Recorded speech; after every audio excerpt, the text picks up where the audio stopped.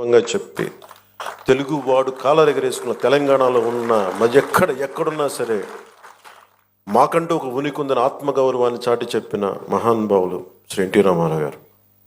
అలాగే చంద్రబాబు నాయుడు గారు మొన్న చెప్పాను, ఒక పార్టీని నడుపుతూ ఎంత కష్టమో నేను చెప్తా ఉన్నాను. ఆయన మనుగడ సభలో చెప్పాను, చాలా కష్టం ఒక పార్టీని నడపడం. ఒక 5 కోట్ల మంది, ఇన్ని కోట్ల మంది ప్రజల తాలూకు జీవితాన్ని నిర్దేశించే పాలసీలు తీసుకురావడం చాలా కష్టం. కంకణబద్దులై ముందుకు తీసుకెళ్ళడం కష్టం.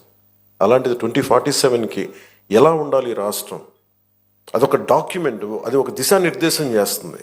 ఇలాంటి అవకాశాలు ఉన్నాయి, ఇంత పెట్టుబడి పెట్టబోతున్నాం, లేదంటే మనం నేచర్ ఫార్మింగ్ ప్రకృతి వ్యవసాయం చేస్తున్నాం, లేదంటే ఇన్ని ఉద్యోగాలు కల్పించబోతున్నాం, లేదంటే ఇలాంటి మన టూరిజంలో ఇలాంటి ఆలోచనలు ఉన్నాయి. ఇవన్నీ ఏం చెప్తున్నాయి అంటే ఎవరైనా అందిపుచ్చుకోవచ్చు అని. దీనికి ఒక కులం లేదు, ఒక మతం లేదు, ఒక ప్రాంతం లేదు. ఏ జిల్లాలైనా సరే, మనకున్న 26 జిల్లాలు